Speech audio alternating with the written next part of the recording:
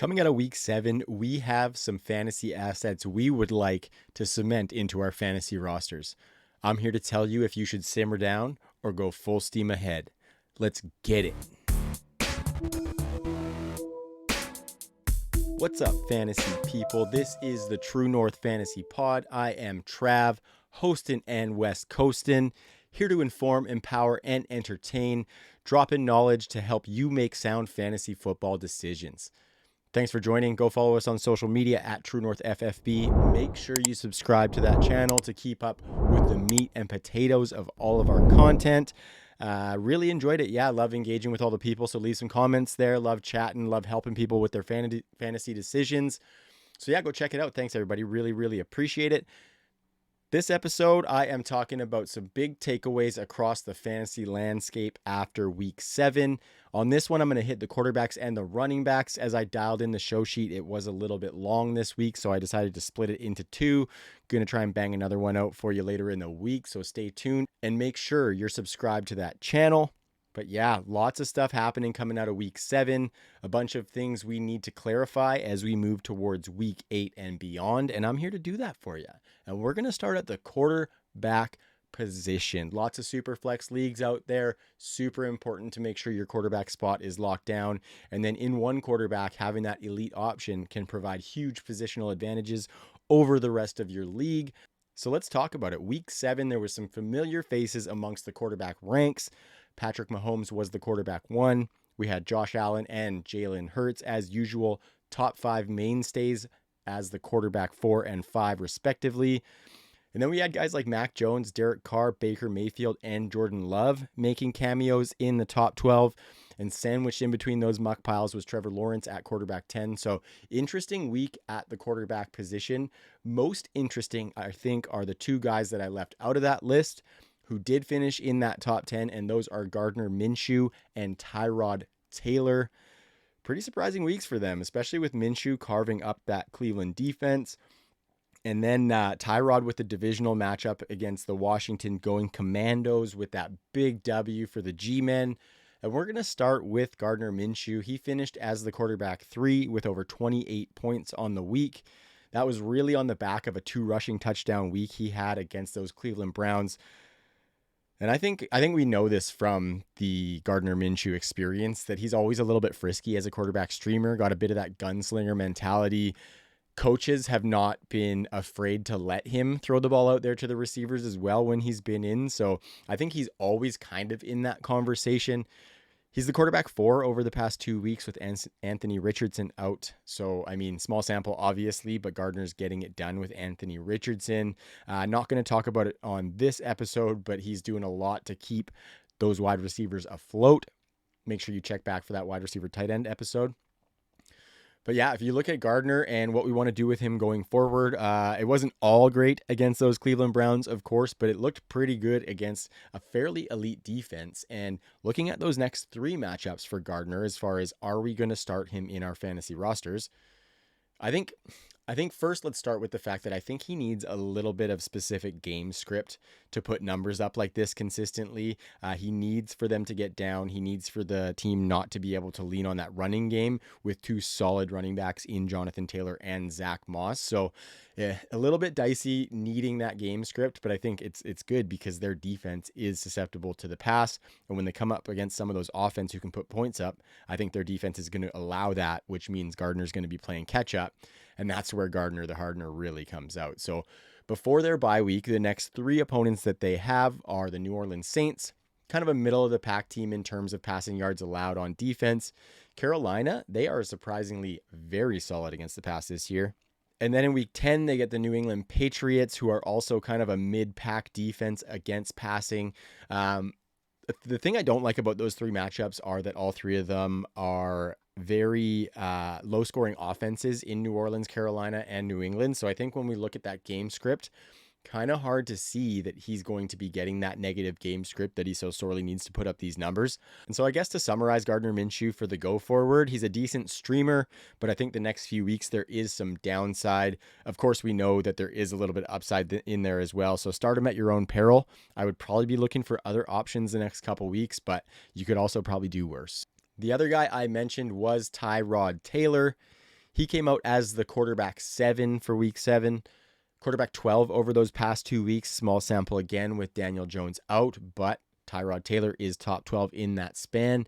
And he has made this offense way more serviceable than has one Daniel J. Dimes. Saquon looked better in week 7. Darren Waller is firmly back in that tight end 1 mix. Hello. And we've got some wideouts getting involved as well. We saw flashes from Jalen Hyatt, little bit of Wandale sprinkled in. And I don't think they're going to do it with that contract that they gave to Daniel Jones, but Tyrod Taylor should absolutely be the starting quarterback for this team. The tough part is that 2 of his next 3 matchups are against the Jets and the Cowboys, both of which are in the top 10 for fewest fantasy points allowed via passing. And I think you might find some better streaming options on the wire than Tyrod Taylor. He should stay serviceable, but the only reason I'm not more bullish on Tyrod Taylor is because he doesn't give you much rushing floor like he did when he was younger. Earlier in his career, you could expect 4 to 6 extra fantasy points per game as a floor from those Tyrod Taylor getaway sticks, but you're not getting those anymore. And so I think he's a lower upside option. This is still a bad offense despite how he's done the past couple of weeks.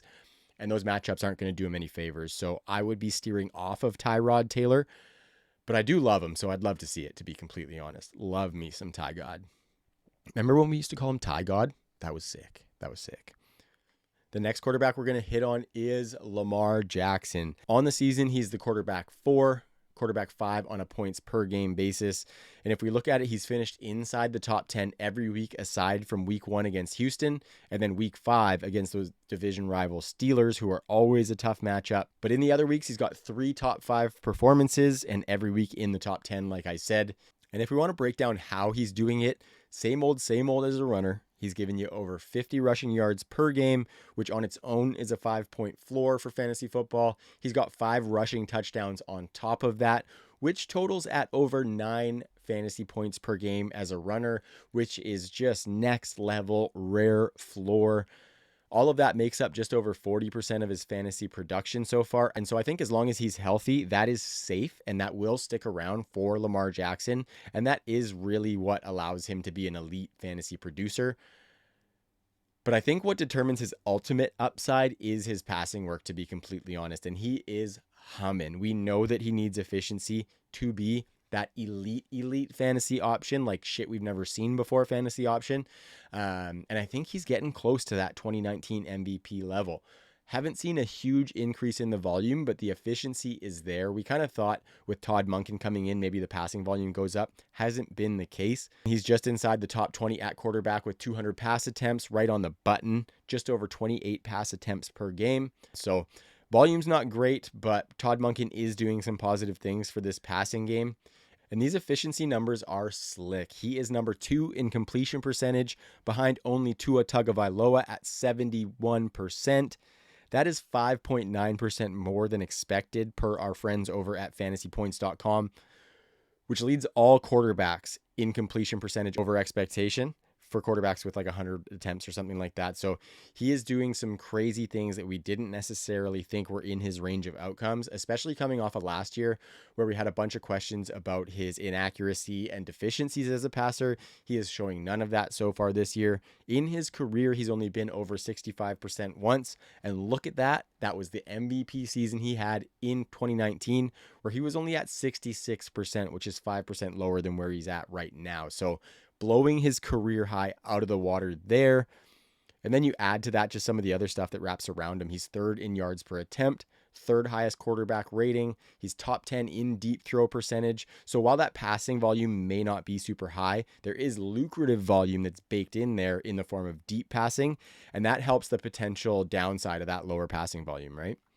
And then back to his improvements as a passer. The positives are kind of endless for Lamar so far this season. He's got the 4th highest catchable throw percentage in the league, the 2nd lowest turnover-worthy throw of quarterbacks with at least 75 pass attempts. And that all comes with a top 10 drop percentage among quarterbacks. So I think if his pass catchers can tighten a little bit of that up, some of Lamar's numbers could be a smidgen better even. So I guess to wrap it up, not much fantasy advice as far as Lamar Jackson goes, because you're never, ever going to sit him if he's healthy. More so just like a big shout out, because we had some questions with that new offense coming in. And like I said, the deficiencies we've seen in the past, but it has been all positive signs for Lamar Jackson. And now we just get to marvel at it as football fans. And he is one of the most fun quarterbacks players to watch in the NFL. Looking good for them, Baltimore Ravens. Nevermore.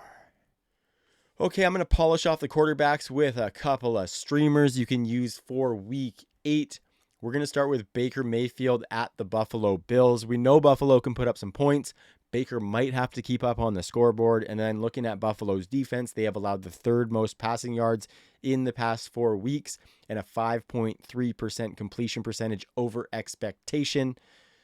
With a banged up secondary, I think Baker has a chance to slice and dice against the Buffalo Bills. Maybe not slice and dice, but maybe give you a solid fantasy performance as a bye week fill-in. Actually, there's no bye weeks this week. Just as a spot starter then, Baker can do it for you this week. Next guy is Sam Howell against the Philadelphia Eagles. I know it's an ugly, dirt, nasty one, but Philadelphia can give up fantasy points to quarterbacks and in turn wide receivers. Sam Howell's going to be running for his life behind that D-line, no doubt. So he's going to throw up some YOLO balls. He is live for a serviceable performance. That Eagles D is a bit on the upswing over the past couple of weeks. So only start Sam Howell if you're desperate, but he did put up just under 19 points in week 4 against those Birds, and he finished as the quarterback's 13 that week. So you never know. Throw a dart at Sam Howell. And moving into running backs here on the True North Fantasy Football Pod. Thanks for joining. Really appreciate it. Make sure you go follow and all that jazz cabbage. Subscribe on the YouTube channel. You know what to do. Want to give a big shout out before we start the running backs to my friends at fantasypoints.com. Fantasy Points data and that data suite they've got over there is a core piece of my content. So this is not any sort of paid endorsement or nothing. Those are just some friends that I got working over at Fantasy Points, and they just so happen to be doing some industry leading work as far as tools and resources to make you a better fantasy player. So go check it out. Love the guys over there. Tons of stuff going on. YouTube channel, Discord, articles, videos. Like it's everything. It's everything. I love those guys over there. All right, the running back landscape, ever changing as usual. Week 7 was no different. It was a great week for one Jahmyr Gibbs off the top. He was the running back 3 on the week without David Montgomery. Talked a little bit about him last week. He's going to be an upside running back 2 even when Montgomery's back. But until then, I think he's a top 12 weekly play. So fire him up. Jahmyr Gibbs looking electric. Couple other mainstays, Alvin Kamara, Travis Etienne, they remain locked in top 5 weekly options. Etienne being the league leader in rushing attempts, surprisingly, and Alvin Kamara coming off the couch, just lighting it up. I think his first game, he got 14 targets, so Alvin Kamara is a locked in top 5 play for me going forward. We had Jonathan Taylor and Saquon Barkley looking back to their old selves a little bit. They slot back in as those back-end running back ones. And then I think the biggest one was Bijan Robinson with only 1 carry after not cropping up on the injury report, Arthur Smith, with an illness. That was a bizarre one. It was really hard to watch that unfold. And if you were on Twitter or X as that was happening, it was an absolute wasteland of fantasy tears. Super bizarre. Killed a lot of fantasy hopes in week 7, but I am not worried about Bijan Robinson. Pretty confident that it probably was an illness that cropped up. The headaches piece is a little worrisome because if that's something that could continue, but if it was just a little tummy troubles or something, I think he's going to be okay. So I am 99% sure that we are not worried about Bijan Robinson after that week. All systems go moving forward, but I'm going to get into a couple guys that I'm going to talk a little bit more about because we have many more questions about them. And we are going to start in Chicago at the top of the docket for running backs. The running back 1 on the week, D'Onta Foreman. What does this week do for him as far as viability and ability to remain consistent on the volume spectrum, regardless of efficiency? Because I think we need to go into D'Onta Foreman expecting inefficiency and potentially some touchdown dependency, regardless of who's around him, regardless of who's taking some of that work. But I do think what D'Onta Foreman did with that huge performance in week 7 was kind of insert himself into the short yardage goal line role for the Chicago Bears. We are seeing that Roschon Johnson has a chance to come back in week 8. He's going to take over the passing work and maybe a sprinkle of that running work. And I think the crappy part for D'Onta Foreman is that the Chicago Bears just might not have that many possessions where they get near the goal line. So I think there is a bit of a cap on what we can expect for volume for Deontay Johnson in that area of the field. Or sorry, D'Onta Foreman.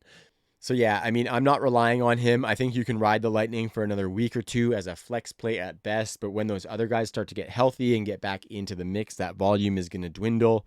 And so will the production and his ability to give us that top 12 week that we got in week 7. So if you can throw D'Onta Foreman to an excited Bears fan in a trade to get something back, absolutely do it. But yeah, you just got to ride the Lightning until he dies on your roster, and then you drop him for somebody else on the waiver wire, basically. And if he doesn't die on your roster and he becomes that short yardage, maybe between the 20s back, that's getting touchdowns here and there, sweet. You got a little cherry on top that you probably got on the waivers yourself, so that's great. Another waiver wire darling from earlier in the season, Jerome Ford, set to miss a couple of weeks.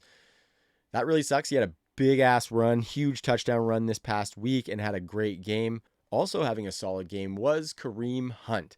And I think he slots in, obviously, as the starter for a few weeks while Jerome Ford gets healthy. And I think he's probably one of those low-ish upside running back 2-3 fence guys during this bye-week season. So Kareem Hunt can be started as your running back too. Like him a little more in the flex, but I totally get that those bye weeks make us have to rely on some guys we wouldn't want to. If we look at Pierre Strong, who is the new backup, he is a bye-week flex play, I would say, because he's going to get a little bit of volume, but I think we're going to see Kareem Hunt maintaining the red zone volume for this team, and to be determined as far as the passing game volume, but there hasn't been a ton in play for running backs in Cleveland.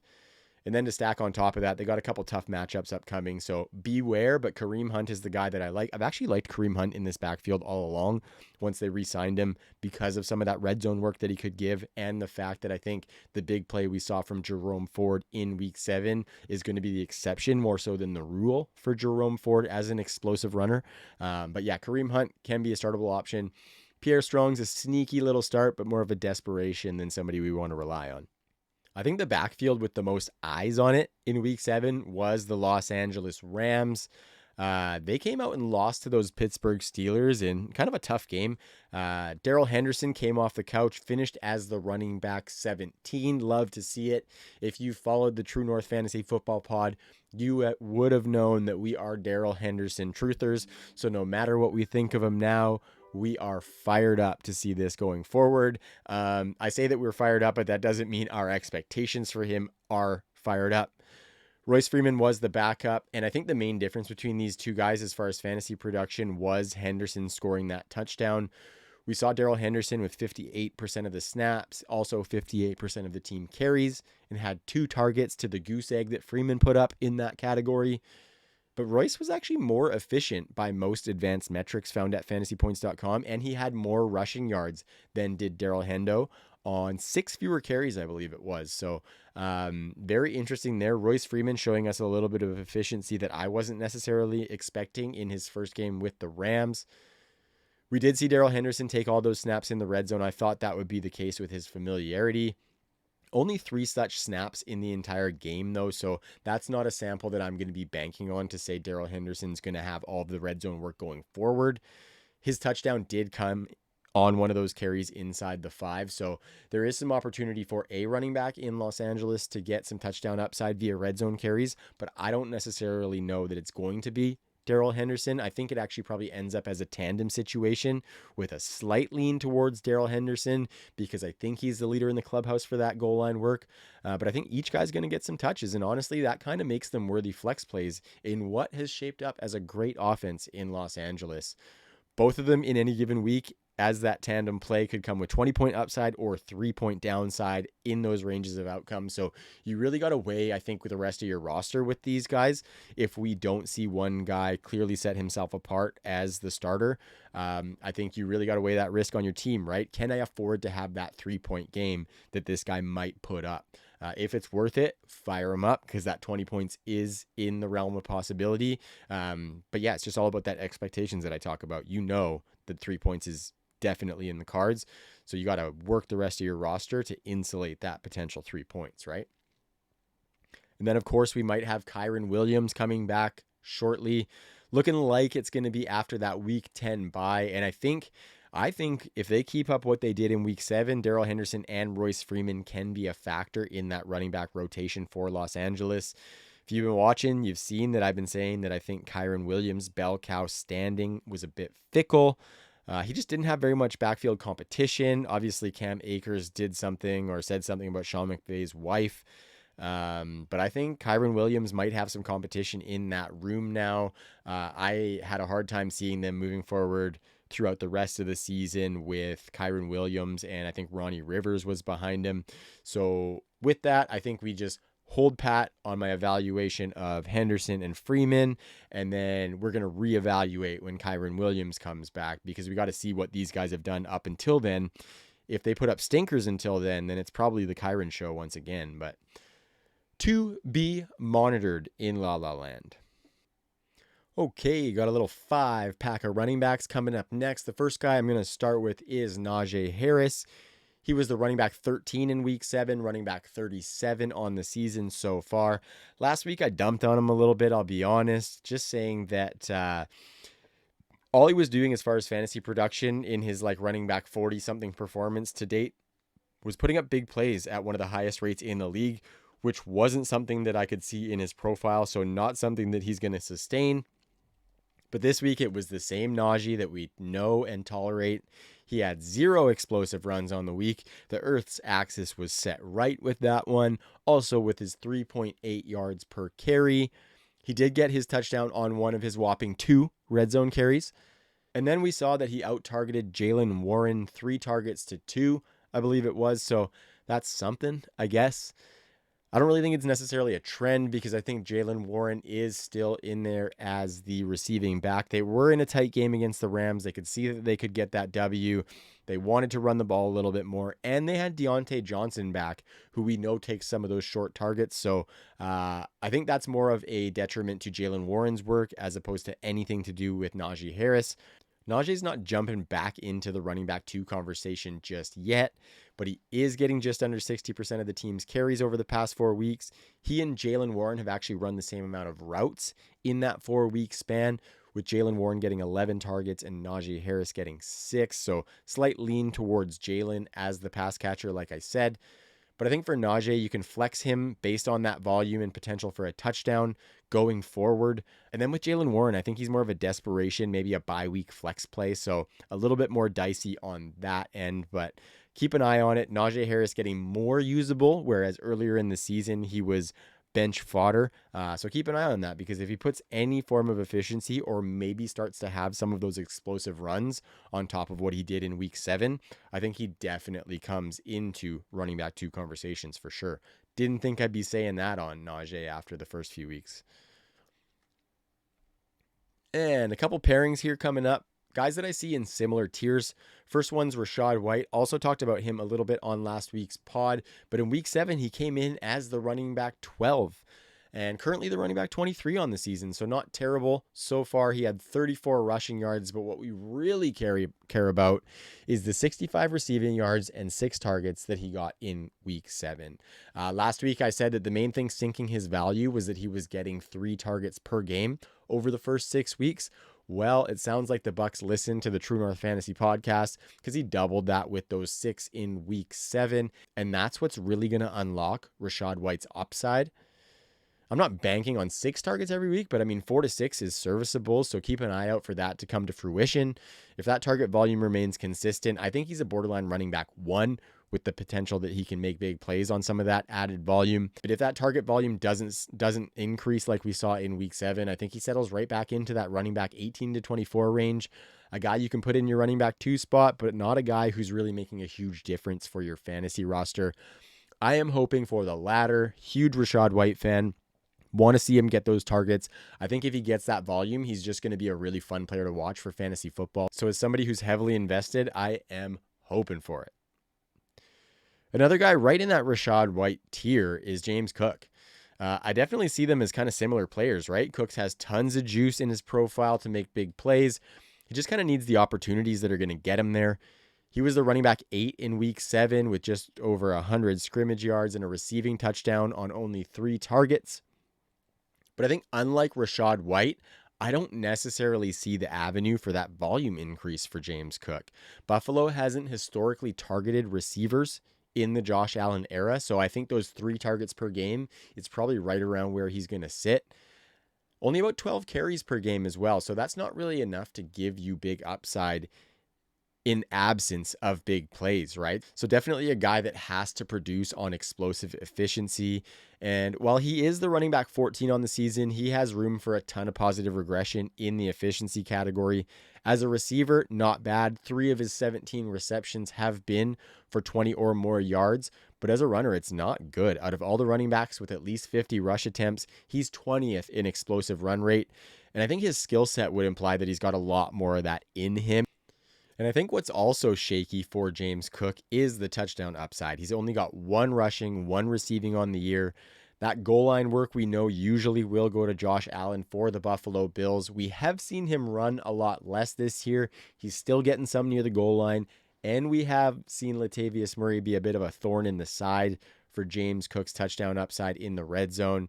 The positive signs from week 7 are that James Cook had 3 red zone carries to Latavius Murray's 2.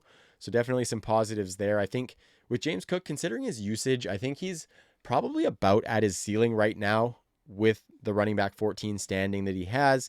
He has done that with 0 weeks inside the top 10, and only twice has he been inside the top 15 of running backs at the end of the week. So I think he's a decent running back too, but not spectacular, where I think if he had more of that volume, more of that lucrative volume, he has spectacular in his skill set, if that makes sense. So yeah, decent running back too, but we need the volume or the explosiveness to go up. Without that, I think he probably starts falling down the ranks into that back of the top 24. Love him as a player. Love James Cook as a player. Just don't necessarily love Buffalo as a running back destination spot. And the last 2, we'll start with Rhamondre Stevenson. He has back-to-back double-digit point weeks, which is solid. The Rammer was the running back 14 in week 7. On the season, he's the running back 19. I am still a little concerned about his turnaround, but I think the upside, if he could start performing like he did in week 7, would be sick. Rhamondre Stevenson only has 1 explosive run on the season. He's ceding goal line carries to Zeke Elliott. He's not forcing missed tackles, not getting yards after contact. So that's why I think that top 20 standing is a little bit fickle for the Ramrod. So I don't think he's out of the woods with the solid performances in the last 2 weeks. I think he's a flex play, and I think, you're not dropping or anything silly like that because he is getting volume, but this isn't a good offense. He hasn't shown some of the efficiencies that he did last season. So beware on Rhamondre Stevenson. You just kind of got to hope for a comeback, though, because I don't think you're getting a ton out of him on the trade market just yet. If he has another explosive game, though, where he can give you a big fantasy week, I would look at getting out potentially. And I'm not going to spend too much time on Javonte Williams. I talked about him last week again. Like I said, last week's episode was on underperforming running backs. Talked about how his hold on that starting job wasn't very tight with Jaleel McLaughlin. But I think he did show a little bit of burst in week 7. Nothing crazy. He was the running back 20 on the week. He had 12.6 PPR points, no touchdowns. But it was something, and that's all that us Javonte owners can ask for, to be honest. Like, coming back off that injury, seeing poor performance, a lot of us are starting to try and evaluate if we really want him on our roster, especially in Dynasty Fantasy Football. He showed some signs of life. We need to see it more if we're going to anchor to him as an asset we want to attach to. Right now, I still lean towards getting out on Javonte. But as somebody who drafted a lot of him when he came out as a rookie, I would love to see the turnaround. So I'm rooting for it. I'm just not necessarily expecting it. All right, people, let's round it out with some favorite starts and fades for week 8. One of my favorite starts is Isaiah Pacheco.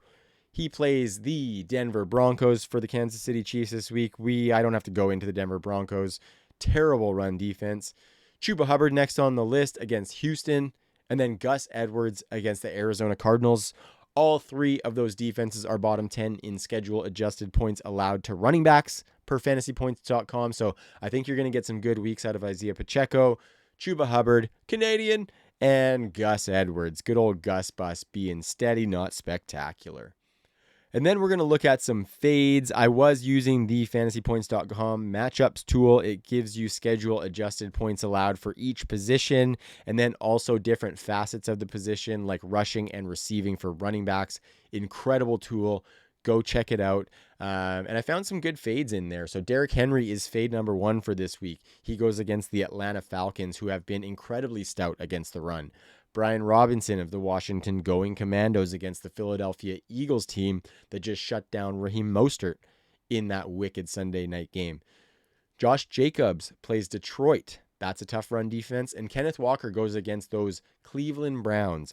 All 4 of those defense that I mentioned are top 10 against running backs in that same category, schedule adjusted points allowed.